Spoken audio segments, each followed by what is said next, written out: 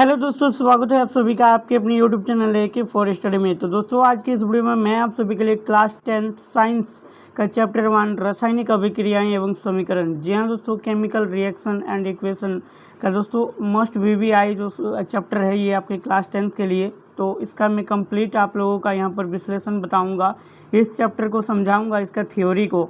तो सभी छात्र छात्राएँ जो 2024 में किसी भी स्टेट बोर्ड एग्जाम की तैयारी कर रहे हैं और 2024 में बोर्ड एग्जाम देने वाले हैं, तो दोस्तों इस वीडियो को लास्ट तक देखिएगा। आज की इस वीडियो में इस चैप्टर से रिलेटेड जितने भी इन्फॉर्मेशन है सभी मैं आप लोगों तक पहुंचाने का प्रयास करूंगा, ताकि आप लोगों को समझ में आ जाए। और इस चैप्टर से जो आप सभी का ऑब्जेक्टिव सवाल बनेगा, चाहे सब्जेक्टिव सवाल बनेगा, वो आपको करने में आसानी होगा। तो चलिए वीडियो को लास्ट तक देखिएगा। वीडियो पसंद आए तो प्लीज़ वीडियो को लाइक कीजिएगा और साथ में चैनल पर नए हो तो प्लीज़ चैनल को सब्सक्राइब कीजिएगा।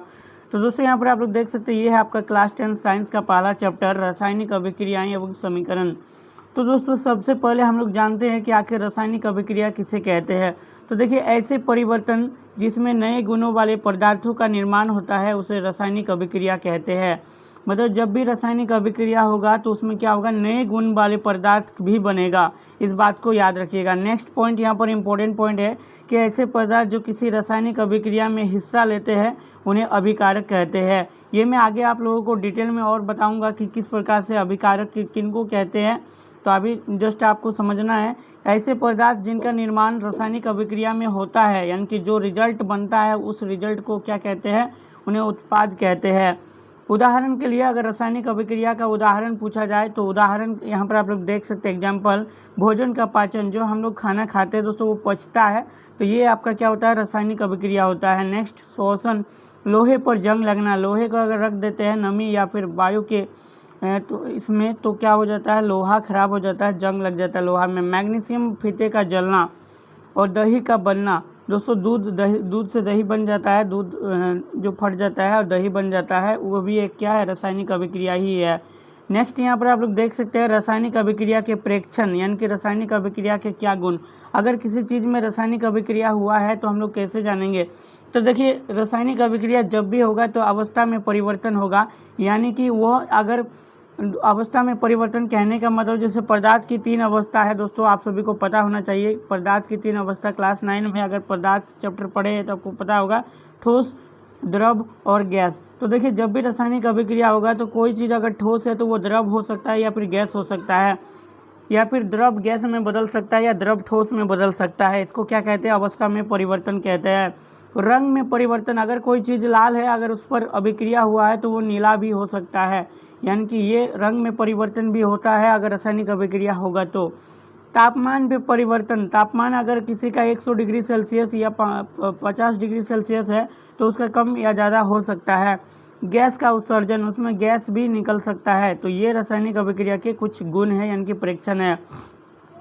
अब देखिए, रासायनिक परिवर्तन को प्रदर्शित करना, रासायनिक परिवर्तन को कैसे प्रदर्शित करते हैं। तो जिंक प्लस सल्फ्यूरिक अम्ल जब अभिक्रिया करेगा तो जिंक सल्फेट प्लस हाइड्रोजन ये बनते हैं। तो यहाँ पर जो इसका जो रिएक्शन होगा तो रिएक्शन होकर क्या बनेगा, रासायनिक समीकरण में जिंक प्लस H2SO4 यानी कि LHS में, और यहाँ पर RHS में क्या बनेगा, ZnSO4 प्लस H2। यानी कि दोस्तों जो रासायनिक अभिक्रिया में यहाँ पर देखिए जिंक और सल्फ्यूरिक अम्ल जो भाग लिया यानी कि पार्टिसिपेट किया इस अभिक्रिया में, तो इन्हें कहते हैं अभिकारक। इधर वाला को LHS साइड वाला को अभिकारक कहते हैं, और जो RHS में बनता है इस साइड इसको कहते हैं उत्पाद। तो इस चीज़ को आपको नोटिस करना है और इस चीज़ को याद रखना है। चलिए अब रासायनिक समीकरण को समझते हैं कि आखिर रासायनिक समीकरण क्या होता है। देखिए, रासायनिक अभिक्रिया रासायनिक समीकरण द्वारा निरूपित की जाती है, और रासायनिक समीकरण में तत्वों के प्रतीक या अभिकारक और उत्पादों के रासायनिक सूत्र उनकी भौतिक अवस्था के साथ लिखे जाते हैं।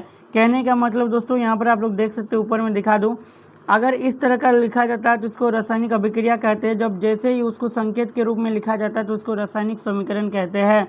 तो इस चीज़ को आपको याद रखना है। रासायनिक अभिक्रिया में आवश्यक परिस्थितियां जैसे ताप, दाब, उत्प्रेरक आदि को तीर के निशान के ऊपर या नीचे दर्शाया जाता है।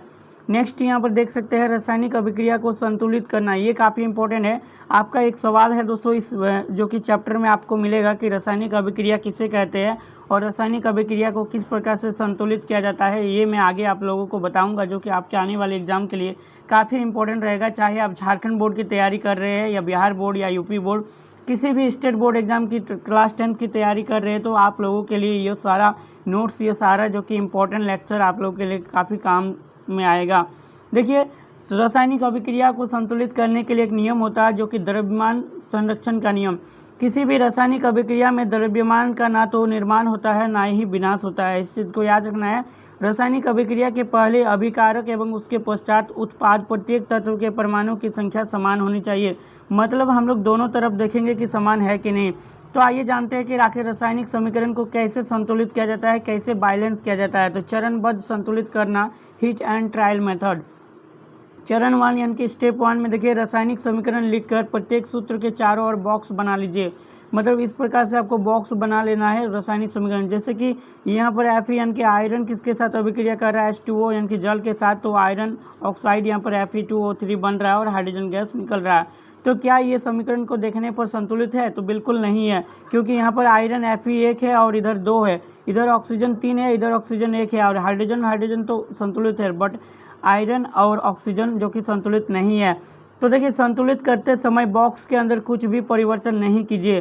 तो देखिए, आपको सभी एलिमेंट को इस बॉक्स के माध्यम से इस प्रकार से बना लेना है। सबसे पहले जो तत्व पार्टिसिपेट किया है, भाग लिया है, यहाँ पर देखिए आयरन लिया है यानी कि Fe। एक मिनट दोस्तों, यहाँ पर मैं आप लोगों को दिखा दूँ।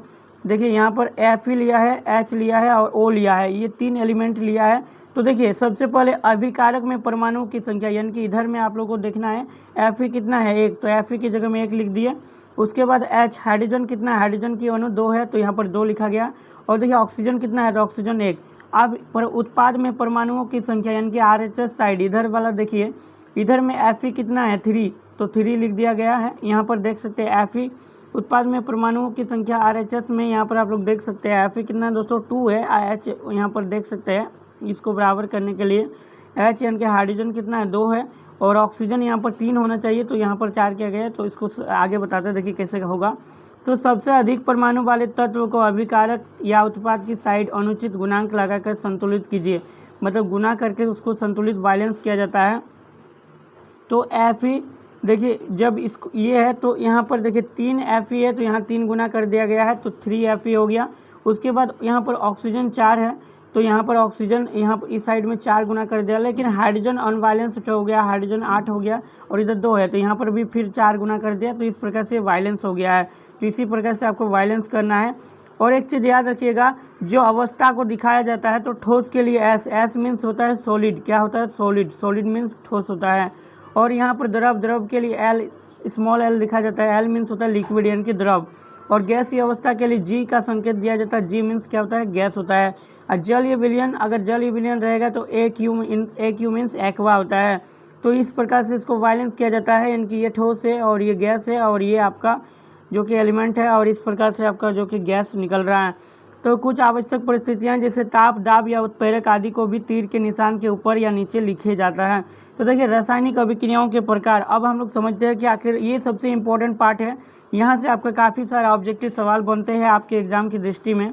आपके एग्ज़ाम में, आपके सिलेबस में दोस्तों ये सभी सवाल आपके परीक्षा में आ सकते हैं। देखिए, संयोजन अभिक्रिया क्या है? तो देखिए, इस अभिक्रिया में 2 या 2 से अधिक अभिकारक मिलकर एकल उत्पाद बनाते हैं, यानी कि इधर 2 या 2 से अधिक रहेगा लेकिन रिजल्ट एक ही बनेगा। इस प्रकार के अभिक्रिया को हम लोग क्या कहते हैं, संयोजन अभिक्रिया कहते हैं। उदाहरण के तौर पर कोयले का दहन, कोयला में कार्बन और ऑक्सीजन मिलकर क्या बनता है, कार्बन डाइऑक्साइड।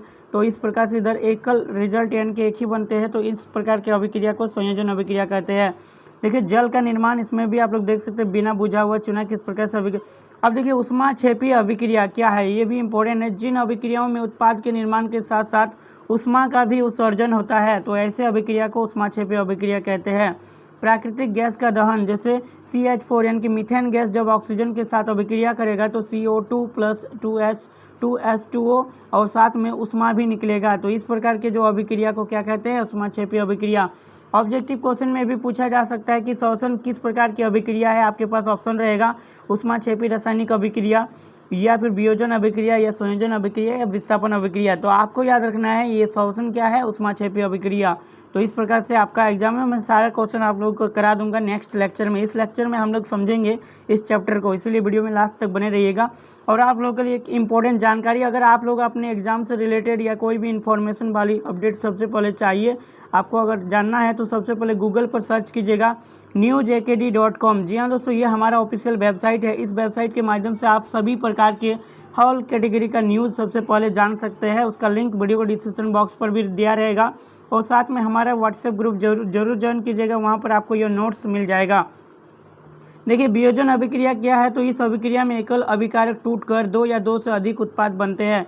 यानी कि एक साइड में अभिक्रिया रहेगा, वो दो या दो से अधिक टुकड़ों में बढ़ जाता है। जैसे ए एक अभिकारक था, ये उत्पाद बना है B+C, यानी कि दो उत्पाद में बढ़ गया। तो इस प्रकार की अभिक्रिया को कहते हैं वियोजन अभिक्रिया। यानी कि ऊष्मीय वियोजन क्या होता है, ऊष्मा द्वारा किया गया वियोजन को ऊष्मीय वियोजन अभिक्रिया कहते हैं। इसे भी आपको याद रखना है।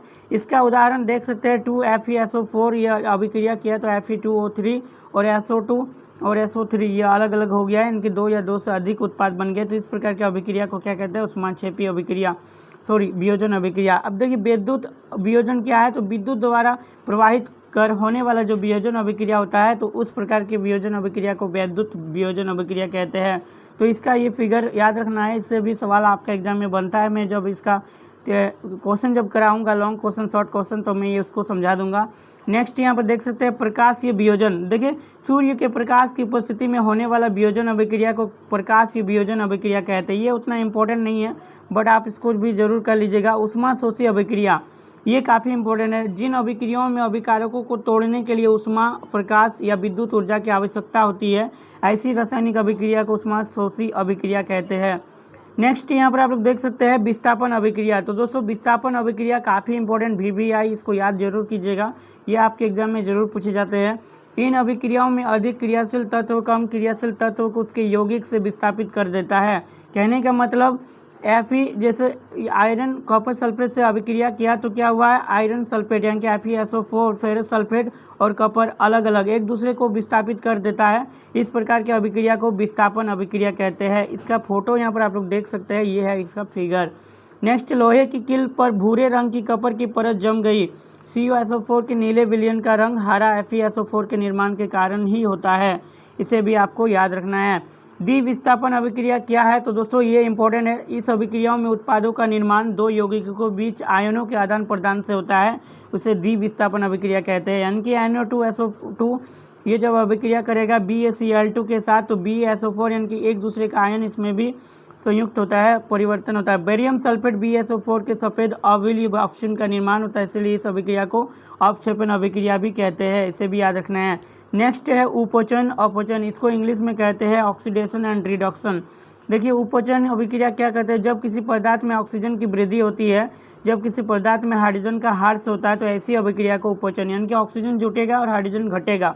तो देखिए कार्बन में ऑक्सीजन जुट के CO2 हो गया, तो ये क्या है, उपोचन अभिक्रिया का उदाहरण है।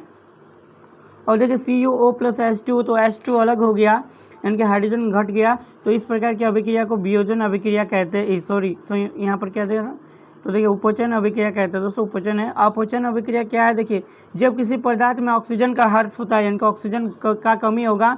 जब किसी पदार्थ में हाइड्रोजन की वृद्धि, इसमें हाइड्रोजन बढ़ता है। देखिए CuO, इसमें क्या हुआ दोस्तों, CuO का अपचयन हुआ है, क्योंकि इसमें ऑक्सीजन चल गया है और इसमें हाइड्रोजन में ऑक्सीजन जुटा है, इनकी उपचयन हुआ है, हाइड्रोजन का उपचयन हुआ है, याद रखिएगा। इस अभिक्रिया में कॉपर ऑक्साइड कॉपर में अपचयित हो जाता है, हाइड्रोजन अपचयित होकर जल बनता है। इस अभिक्रिया में उपचयन तथा अपचयन दोनों हो रहे हैं, इसे रेडॉक्स अभिक्रिया कहते हैं। तो रेडॉक्स अभिक्रिया किसे कहते हैं, इसका उदाहरण दे, ये भी आपका इंपॉर्टेंट सवाल बनेगा। अब देखिए नेक्स्ट काफ़ी इंपॉर्टेंट है, दैनिक जीवन में उपचयन अभिक्रियाओं का प्रभाव। तो दोस्तों संचारण आप लोग पढ़े होंगे, जंग लगना। जी हाँ दोस्तों, जब कोई धातु ऑक्सीजन, आर्द्रता, अम्ल आदि के संपर्क में आती है, जिससे धातु की ऊपरी परत कमजोर संचारित हो जाती है, इसे संचारण कहते हैं। कहने का मतलब लोहे की वस्तुओं पर जंग लगना, चांदी के ऊपर काली परत व तांबे के ऊपर हरी परत चढ़ना संचारण के ही उदाहरण है। यस्द लेपन क्या है, विद्युत लेपन पेंट करके संचारण से धातुओं को बचाया जा सकता है। नेक्स्ट यहाँ पर है आपका विकृत गंधिता। तो विकृत गंधिता क्या है, देखिए वसायुक्त और तेल युक्त खाद्य सामग्री वायु के संपर्क में आने पर उपचयित हो जाते हैं, जिससे उसके स्वाद तथा गंध में परिवर्तन हो जाता है और इसे विकृत गंधिता कहते हैं। विकृत गंधिता रोकने के उपाय। तो विकृत गंधिता को कैसे रोक सकते हैं, इसका दोस्तों इम्पोर्टेंट है। तो इसका है प्रतिऑक्सीकारक का उपयोग करके, वायुरोधी बर्तन में खाद्य सामग्री रखकर, यानी कि जिसमें हवा ना जा पाए, और वायु के स्थान पर नाइट्रोजन गैस का उपयोग करके, और शीतलन द्वारा, शीतलन मतलब उसको ठंडा करके, ये सभी करके हम लोग दोस्तों विकृत गंधिता से बच सकते हैं। तो दोस्तों ये था आपका क्लास 10 साइंस का चैप्टर 1 रासायनिक समीकरण एवं अभिक्रिया। इसका मोस्ट वीवीआई जो दोस्तों ये आपका विश्लेषण यानी कि आपको पूरा समझा दिया। आई होप कि आपको समझ में आ गया है, और इसका सारा क्वेश्चन आंसर मैं आप लोगों को कराऊंगा। इसमें आंसर नहीं है, ये पीडीएफ आपको मिल जाएगा। इसका नेक्स्ट पार्ट जो आएगा, इसका 2 पार्ट आएगा, एक में ऑब्जेक्टिव पार्ट होगा और एक में इसका सारा इंपॉर्टेंट ऑब्जेक्टिव, और एक में सारा important subjective, short question, long question और वेरी वेरी लॉन्ग क्वेश्चन, सभी क्वेश्चन मैं यहाँ पर करा दूंगा। तो इसके लिए आप लोग निश्चिंत हमारे इस चैनल को सब्सक्राइब कीजिएगा, और साथ में हमारे व्हाट्सएप ग्रुप और टेलीग्राम चैनल को अगर आप लोग ज्वाइन नहीं किए तो ज्वाइनिंग लिंक वीडियो को डिस्क्रिप्शन बॉक्स पर रहेगा, जरूर ज्वाइन कीजिएगा। और हमारा वेबसाइट गूगल पर एक बार जरूर विजिट कीजिएगा, newsakd.com, जिस पर आप लोगों को तमाम प्रकार की चीज़ें, तमाम प्रकार की जानकारी सबसे पहले प्रोवाइड की जाती है। तो newsakd.com हो गया। उसके बाद pritamacademy.com, ये भी हमारा ही वेबसाइट है। इस वेबसाइट के माध्यम से आप स्टडी नोट्स, मटेरियल, सभी चीज़ों, टेस्ट वगैरह सब चीज़ कर सकते हैं, दे सकते हैं वहाँ पर। और ak4study.com, ये भी हमारा वेबसाइट है। तो ये सभी वेबसाइट पर आप लोगों को हर एक चीज़ का जानकारी दी जाती है। तो एक बार गूगल पर जाके सर्च जरूर कीजिएगा। तो चलिए वीडियो में इतना ही, तब तक के लिए take care, bye bye and thanks for watching, and wait कीजिए नेक्स्ट इसका वीडियो के लिए। नेक्स्ट पार्ट जो जल्द आएगा।